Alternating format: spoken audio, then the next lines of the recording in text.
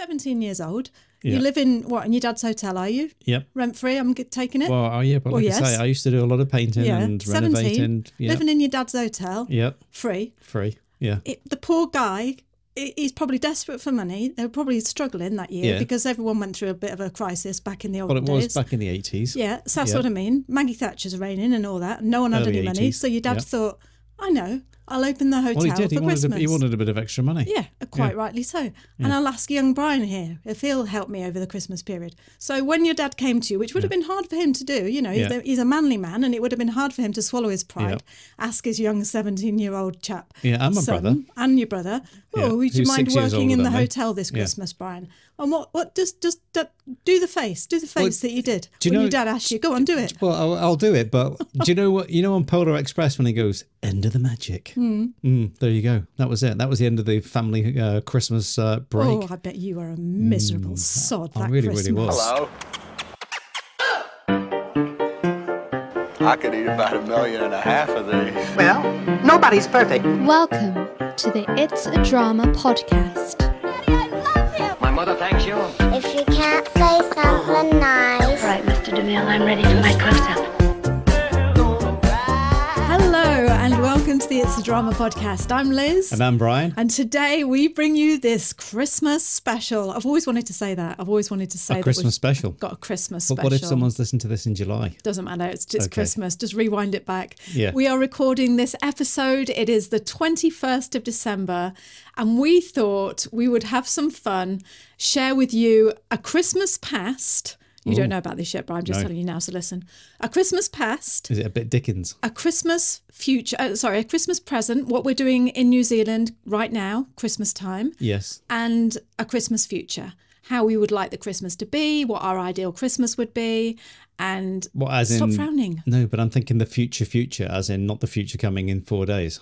Well, yes, the future, that's the future, isn't it? Right. I'm not talking about outer space future. How can you do Christmas present then?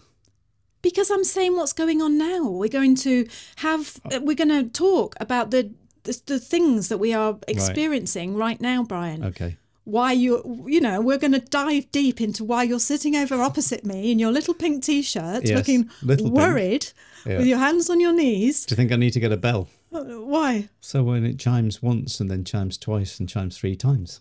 Yeah, like the ghosts of Christmas, past, present and future is what you're saying. Yeah.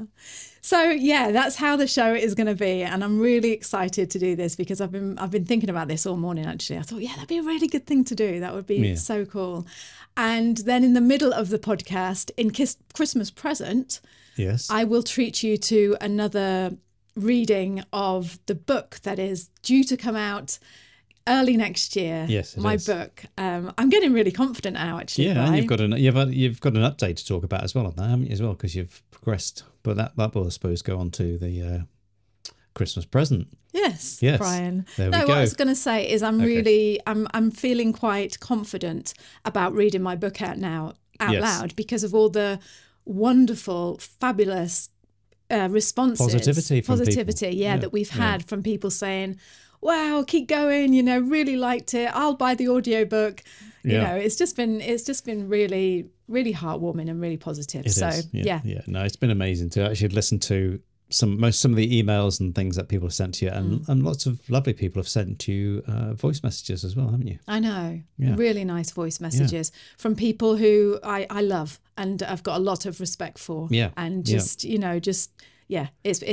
made the world. It's amazing when other YouTube channels reach out to you as well, isn't it? It's just like, wow. Well done. Well, it's because we've made it now, Brian. I know. We're here. That's it. We're at the pinnacle. It's nearly Christmas. So, Christmas past. I just wanted to ask you, Brian. I mean, I know what mine is, but can you just share with the audience, please, Brian? Take your hands off your knees and share with the audience.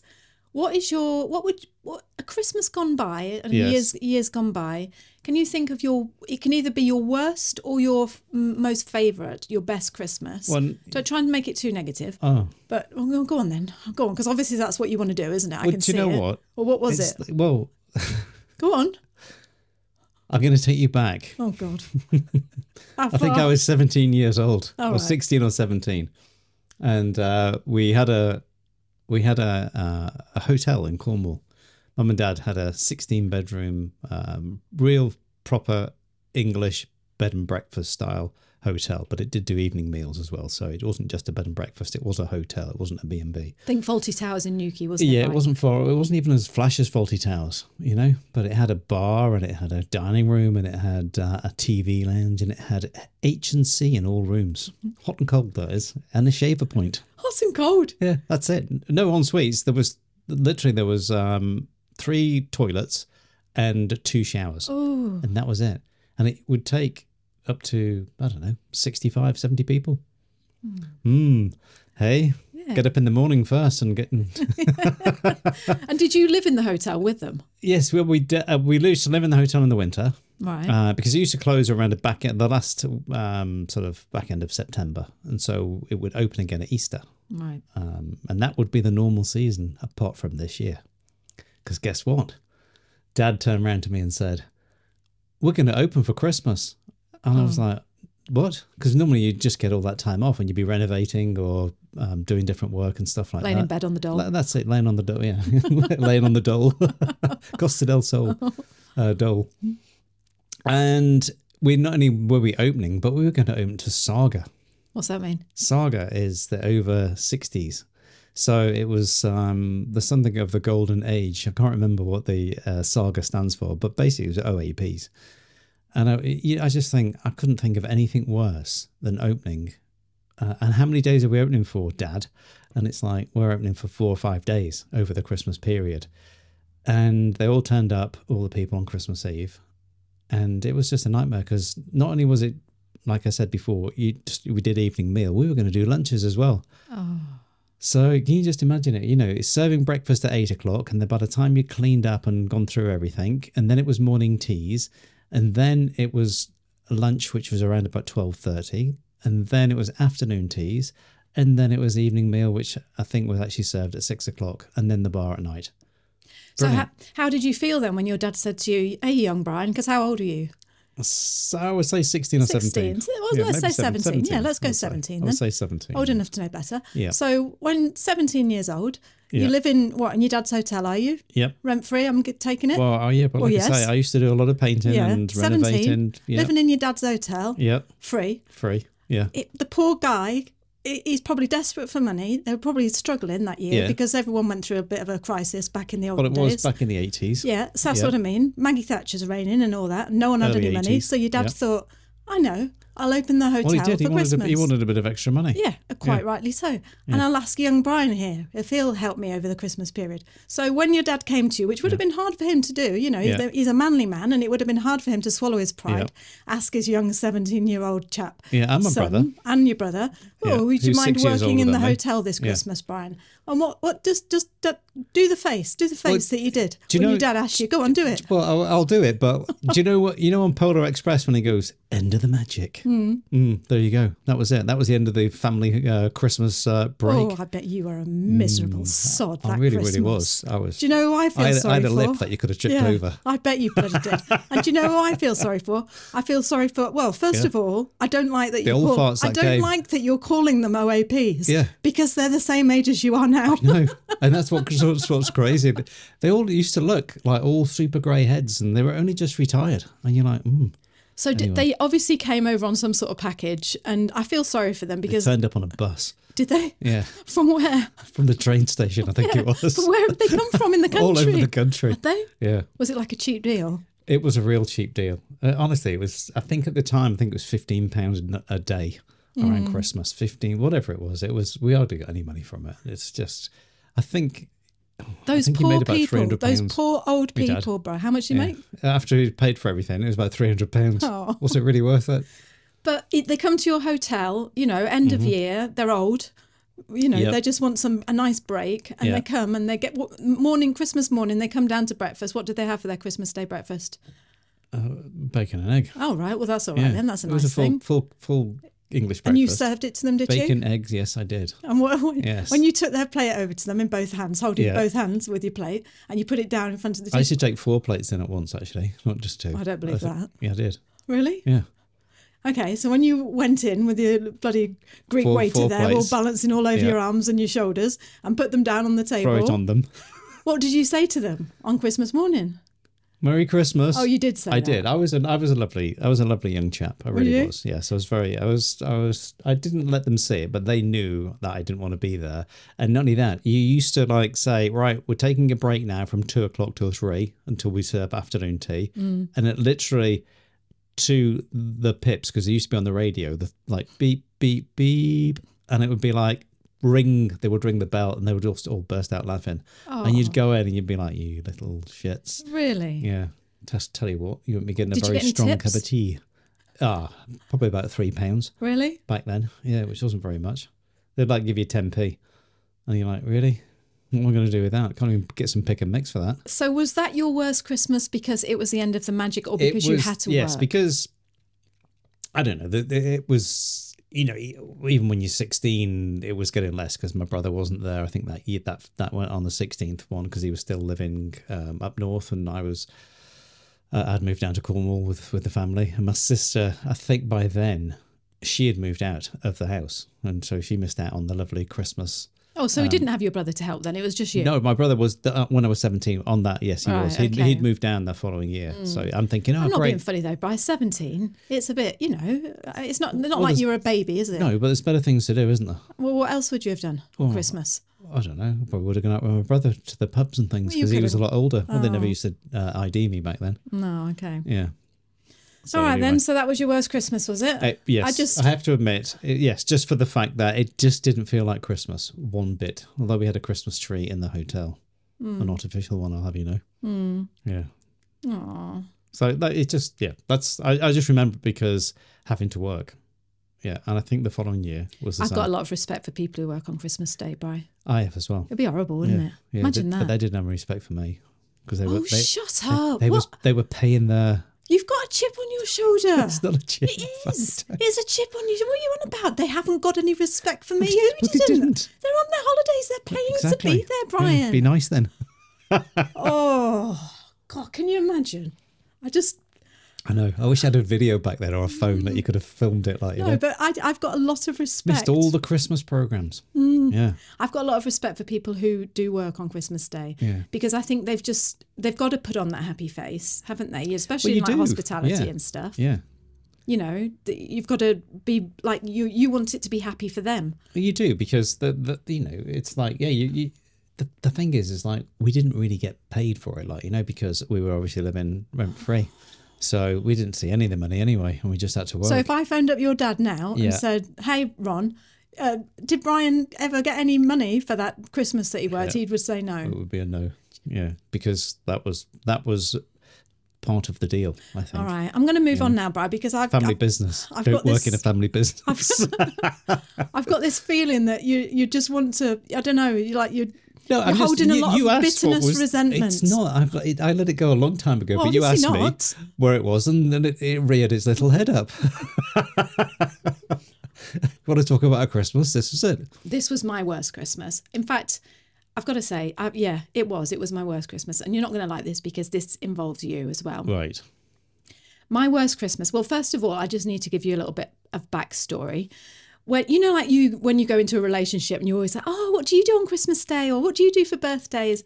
We'd always had this thing, me and you, hadn't we, Bright? Where I said, in my family growing up, Christmas looked like this. You got up, you had a stocking on the end of your bed filled with the little knickknacks. Yep. You opened your stocking, and then you waited for your mum and dad to get up. We'd all go downstairs together. We'd all sit around, and Mum would. She'd pass the presents out one by one. She'd be like, "Oh, look, here's this one for you, Lizzie. Here's this one for you, Jamie." And she'd give all the presents out. It was wonderful, absolutely wonderful. And I loved it. And we went on to do that with our kids because obviously we're going to do what I want to do. Exactly. But your Christmas... Didn't have much choice there, didn't I? No, not really. Your Christmas was... Well, what did you do on Christmas Day when you were kids, apart from work in the hotel? Before you worked in the hotel, in the happier days, when the magic was happening. Yeah. Yes. What was it like in the Deacle family? Well, it was great Christmas because household? all as they used to do was they would lay everything out on the sofa and stuff, and all around the fireplace and around the Christmas tree. And you just walk into, there was 3 of us, and you just walk into a room just full of toys and presents and things. They didn't have wrapping, did they? No. When we were older, around about 14, 15, we started wrapping kids. Because you were buying things for them as well. Like, you know, but when you were tiny kids, you didn't buy them anything, did you? So when you were kids, I need to make this clear. When you were kids, you didn't have any wrapping on your presents. Wrapping, no. They were just all there, which I can see the attraction of. I can, you know, like you told me, you'd walk down and it'd just be pretty. Like, oh my God, you know, all these things. Where do I look first? Yeah, it's a bit hard to wrap a bike, isn't it, sometimes? And we'd always talked about it, hadn't we? We'd always been like, oh, Brian was, no, my childhood Christmas was best. And I was, no, mine was the best. It's so much better when it's just, you know, you don't know what you've got and you're wrapping the paper and ripping the paper off and it's so exciting. Anyway, so we moved to New Zealand. We'd always done my way and that's the way it had always been. And then we moved to New Zealand, and the second Christmas that we were here, we were in a rental house down on the beach down in Auckland. And I don't know why, but for some reason I said to Brian, okay, let's go with your way this year then. Let's not wrap the presents. No, you did. Oh, I thought you did. No, right. I wrapped one present, the main present. I said, let's just go with your way. Let's not do any wrapping. Let's just let them to it. And I knew it was going to be a disaster. Sonny was 9 and Tessa was 6. So that age that, I don't know, it had gone too far. We'd done it too many times the normal way to then say to the kids, hey, everything's going to be different. No child likes that at Christmas. No, they just like routine. It as it is. That's what I say. It's as it is, isn't it? Yeah. And we got up and we'd bought them all these toys and I'd put it around the rubbish little, well, it wasn't rubbish, but it was a bit rubbish because we didn't have a real Christmas tree that year.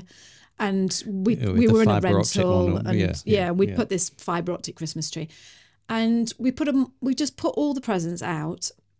We kept Sonny and Tess. They were there with, my sister was there as well with her 2 girls.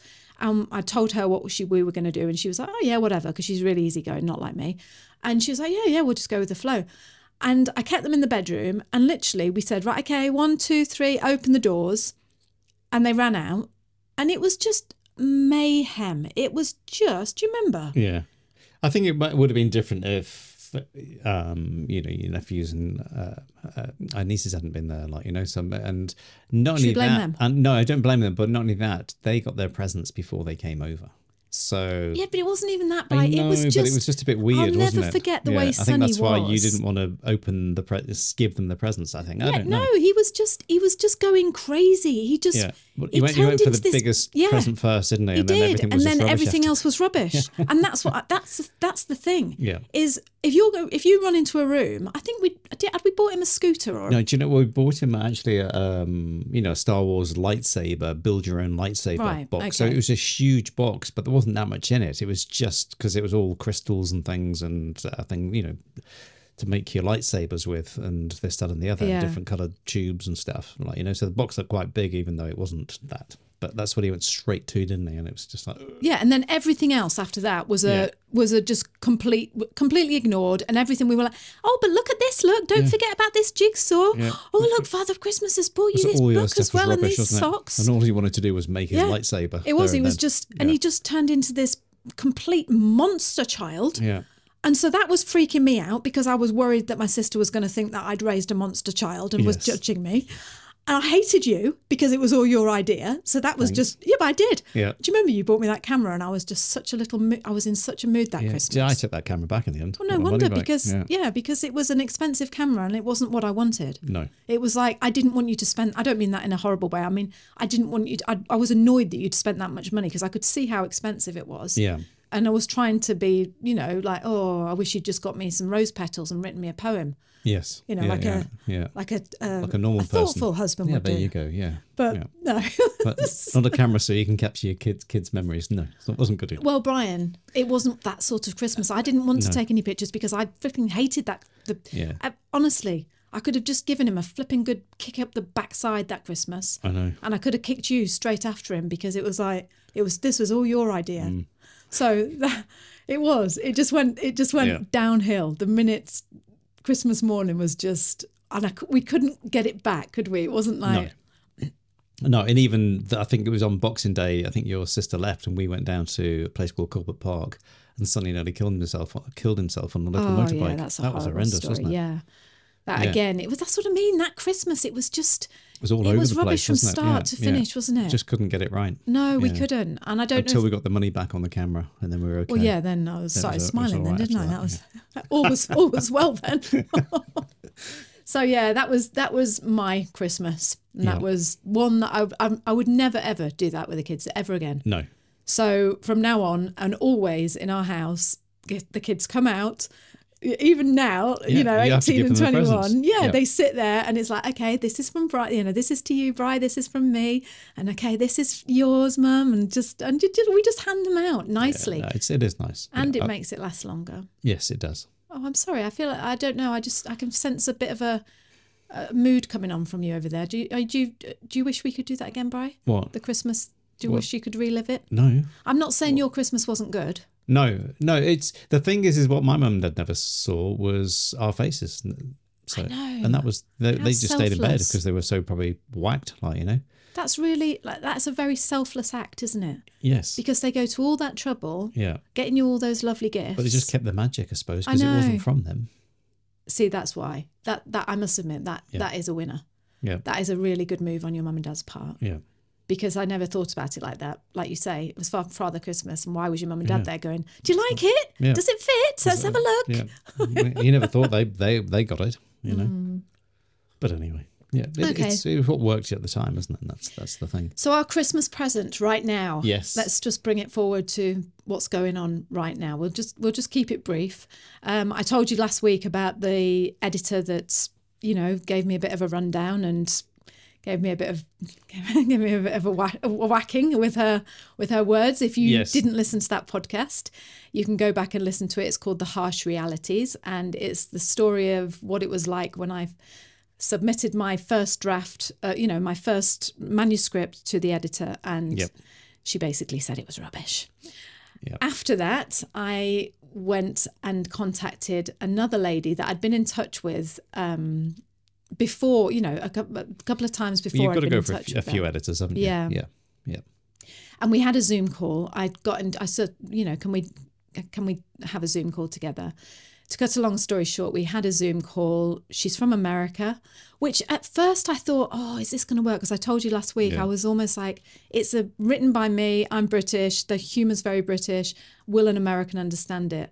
But she absolutely loved it. She said, I just love the humour. Yeah. And lots of Americans have said that to me, actually. They've been, I've always worried about that. Do Americans get the humour? But lots of American people have said, we get it, There are certain words maybe that I think. Yeah, but that's it. But that's like when you hear Americans talking about stuff, you kind of, you know what they're talking about to a degree, don't you? And vice versa. Anyway, so she is going to take the role of editing it. She's going to start in January next year.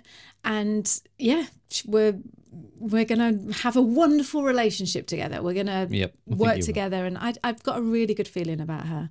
She's the same age as me. She's a very, very, I want to say, spunky woman. Like, they've got a lot of energy and just doesn't mind saying what she thinks, which I admire in people. I don't want someone to pussyfoot around and be. But she's also she's very enthusiastic and very just full of energy, and just gave me a really, really good feel about it. You're getting the right vibes. And I mean, for the last 2 weeks, you have been literally working probably 8 hours a day on the book. And she gave you a nudge last Saturday or whatever it was, just to say, hey, your deadline's coming up. Is everything okay? Do you need help from me? This, that, and the other stuff. And, and then another nudge literally 2 days ago, because it's, in theory, it's due today in America because that's the 20th, isn't it? And you finished it a day early, didn't you? Yeah. Which is brilliant. She did. She gave me a deadline, like Bryce said, when we had the Zoom call. She said, have it on the 20th. And I just thought, I'm not going to be able to do that. And because of you, actually, I was able to do it because you took everything else off me. Yeah. Didn't you? I did. I just thought, right, the run up to Christmas, it's just, there's a whole load of things need doing and this, that, and the other. So I just said, right, you're going to set your work table up, which you have because you don't like working in one place, do you? No. And you just kept that table up all the time because you normally take it down or move it around and stuff like that. Yeah, we've got a portable table that I write on, and Brian said, put the table up at the end of the bed, like literally in our bedroom, because we've got sliding doors that open out onto a deck. And at the end of the bed, he said, put the table up with your chair and your computer, which I never have my computer in my bedroom ever. And he said, we could just cover it over with a sheet at night or something so you couldn't see it. And he said, do not take that table down. This is a really good idea of yours. Do not take that table down and move the computer out of this room until that book is finished. Yep. And I didn't. That was weird, isn't it? I finished it yesterday. Going to bed looking at the computer at night. The table's going down. I know. I know, it's weird. But waking up first thing is like, oh, there it is. Yeah, but it was almost like when you woke up, I saw it and it was like, I need to get onto that book. Yeah. I need to get it written and finished and over to her by the 20th. Yeah. The manuscript over to her by the 20th. Yeah. So, which you did, which is fantastic, because it's that next step, isn't it? Yeah, which has meant that I kind of feel as if I've been vacant, out of the Christmas spirit, because it's the 21st now. Because you've not been able to get into it. I haven't bought one present. You've got to get your Wurzel Gummidge Christmas head out now. Yeah, and just get Christmassy. Yeah. And I'm really excited about it. I am really excited about just the next few days, just building up to Christmas and just... So I'm going to just, as promised, I'm going to read you the next part of the first chapter. So just to recap, last week you heard the introduction of how me and Brian met each other. The book starts with me saying 10 measly weeks. 10 weeks, that's all we were allowed to take for our holidays. And then I go on to tell you about Brian, which I told you about last week. And now I'm going to tell you about my kids and about me. So that's just to give you a little bit of backstory if you didn't listen to last week's podcast, but I do suggest you go and listen to that and it'll all make sense. So sit back and I'll tell you about our 2 children and about me and how I felt about going around the world for a year. And now, introducing Liz's book that's going to be absolutely brilliant. Take it away, Liz. The Kids. I know you're not supposed to write about your family and put it on the internet, but this book revolves around my kids, so I don't have much choice. I could change their names, I suppose. No, that might get confusing. Anyway, I'll only forget what I'm doing and mess it up. Just like that time when I worked as a waitress for a high-end agency in London back in the early 90s. There was this really posh record company event, red carpet and everything. My job was easy. All I had to do was walk around and fill empty glasses. My boss had given me strict instructions, made it very clear that under no circumstances was I to address the very important famous person by name. I was fired on the spot after hovering over him, totally starstruck with a bottle of champagne fizzing all over my hand, saying, "Top up, Bono!" No, I won't change their names. So first up is my son, Sonny. 16, lanky, goofy, spotty, phone addict, gorgeous, can do no wrong, worshipped by everyone, especially me. I haven't told him this yet, because I'm waiting for the right moment, but if he ever gets a girlfriend, I'll bash her brains in and eat them like Hannibal. Unless, of course, she's an orphan and is looking for a mother figure, in which case I'll lock her in a room and only let her out at Christmas. My daughter, Tessa, 13, kind, gentle, homebody, worrywart, easily frustrated, brilliant, talented, patient, loves her dad the most and he loves her back, but not as much as I love her. All my life I dreamt of having a daughter and along she came. She's everything that I wish I was. When the time comes for her to get a boyfriend or girlfriend, have to be careful here, she's very politically correct and hates it when I show ignorance, I will clobber him or her and bury said person under the patio like Jimmy Corkill.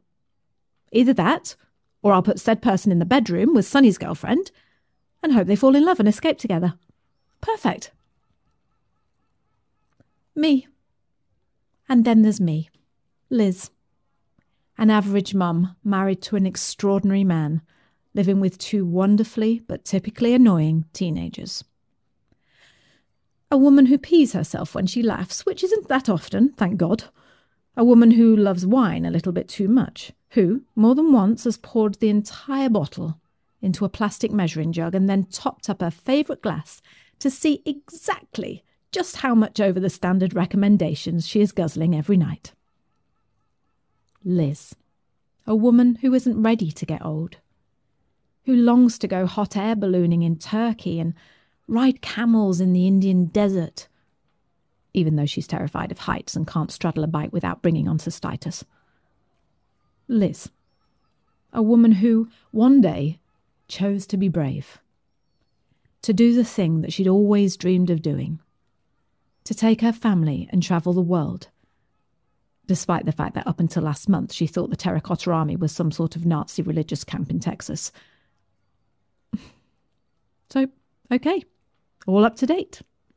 Now you know who we are. Back to the story. Oh no, hang on, wait. There's one more thing I should mention. It's about the C word. The change.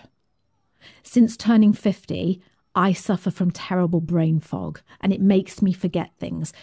Go off on a tangent, lose my place, which is not ideal when you're trying to write a book. But don't worry, the HRT is working wonders. I just need to remember which day to change the effing patch. It wasn't Brian's fault. All he was trying to do was put food on the table and pay the mortgage. Oh, there you have it, Brian. What are you saying, that it wasn't my fault? We didn't get to hear that. Why have you stopped it there? For next week. Oh, save it for the next one. Yes. Not to me. Oh, right. Okay. Next week. It's the story of you and what you did about you going into you. But you have to just wait till next week. It's about you starting a business and making our lives that we weren't allowed to take anymore. But why wasn't it my fault then? Well, you just have to wait and see. It normally is. Let's wait and see. Yeah, exactly. I was being nice because it's a book and people are going to read it. Right. Okay. All right. So yes, I hope you enjoyed that part of the chapter. Again, thank you for all your lovely feedback, for saying all the lovely things that you've been saying about the book. I can't wait to do an audio version of it. I've never obviously done anything like that. I'm looking forward to doing that, and because obviously when you do some stuff like that, you've got to listen to it and edit it up and everything. So because no one's perfect, you make mistakes, don't you? So yeah, I'm looking forward to that time. Doing the editing. Just getting it together, and it's just something I've never done as an audiobook, because we were looking at, we could go to a studio and stuff, but there's no reason why we can't just do it. You're the best editor in the world, Bri. Yeah. You're the best sound engineer. There we go. Yeah. So remember, if you want to sign up to the newsletter that takes you through the process of what it's been like to write that book, it goes back, when you sign up for this newsletter, it's almost like my personal diaries of what it's been like to write that book, and also bits of inspiration and just positivity to help you through something that you're wanting to do. So I've talked about this before. If you'd like to join me in that newsletter, it's a free weekly newsletter. I would love to have you with me. If you like the way that I write and you'd like to just hear more and be my newsletter friend, then sign up for www.itsadrama.com/hello. So www.itsadrama.com/hello. And I will leave the link in the description as well. So before we go, let's just quickly talk about the future. What is an ideal? How do you want this Christmas to be? What is an ideal Christmas for you? Lots of drink and cocktails and everything else, and lots of food on the table. Really? Just lots of food? Well, it's a feast, isn't it? Do you know what I'm going to say? I'm going to... Yes. Go on. I'm going to say, as long as we're together, that's all that matters. Yeah, well, that would go hand in hand. Sorry? That we would be together in 4 days, and something drastic hasn't happened, that we're not together in 4 days. Yeah, but do you know the image I got when you said, Brian, how do you see your Christmas future? Well, lots of drink and by lots myself, of food. Yeah, please. That's what I mean. I'm imagining this little sitting in the corner with your drink all around you. I like it. The ideal Christmas for me is just surrounded, and I'm sure for everyone who's listening to this, is just to be surrounded by the people you love. That's the biggest thing. Of course it is. Yeah, and just have that, have what you've got. Yeah, and have it be enough. Yeah, I was only joking, saying about the cocktails and then the food. Do you know one of the best Christmases I've ever had, Bri? In France? Go on then, Bri, tell it. Go on. I was just going to say, would it be the one where I cut the potatoes too small? No, yes, it was. And I've told this tale before. I know. And we were in France, just me and Bri, and up in the Alps. In the Alps, yeah. And we didn't have a penny. And literally, we were so skint. We didn't have a job. No. You know, you're down to your last £20. I know. I even had my expired credit card cut up in front of me by the store manager. But it was the best Christmas ever. Yeah. Because do you know why, Bri? Because we were together. Well, no, because we had the potatoes. Yeah, the potatoes. Well, lovely, and those some tinned roast sprouts. potatoes. So I don't think it comes down to, I know people say, you know, oh yeah, it's all about, it's not. In fact, I don't even know why I'm saying that. I've never met anyone who says it's all, apart from Sunny, it's all about the gifts. You know, it's all about how big the gifts are.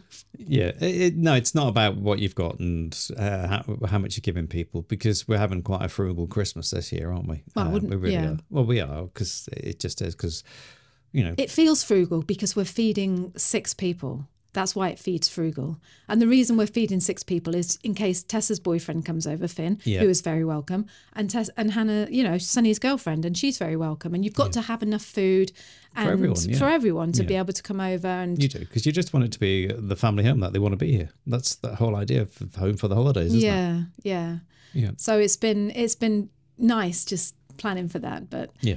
So we're going to finish this podcast, and then we're going to go into town and buy a few bits and bobs. Yes. Just a few little gifts. More food. we literally can't fit. Well, we haven't got more room in the fridge, have we? No. Literally, we haven't got a huge fridge as it is, so it's literally we've got 2 or 3 days of food, haven't we, around the Christmas period, and then go shopping again. Can I just ask you, Bri, because me and Bri have got this thing, because we went on our big Europe trip, we spent money doing that, and it has been, and it wasn't an expensive year because we spent less there than we do in New Zealand, but it's been let's just say it's been an exciting and an extravagant year. It's been an amazing year. It really, really has. Yeah. It's been a great year. I've really enjoyed this year, and you've got to be able to, as your good friend Chris Nelson said, get that monkey off your back, which is the book. You know, because and I can see in your face now that you're starting to get that breath back where you're like, oh my goodness, I can see things around me again, and start to appreciate, you know, even this morning you went out to do your morning notes again, and it's a lovely sunny day, and I just know that you went out and enjoyed yourself, and just to get some sunshine in your face instead of thinking, right, straight on with the book, off we go. Yeah. Does it make you feel a bit worried that I'm back on my game now, Bri, and fighting fit?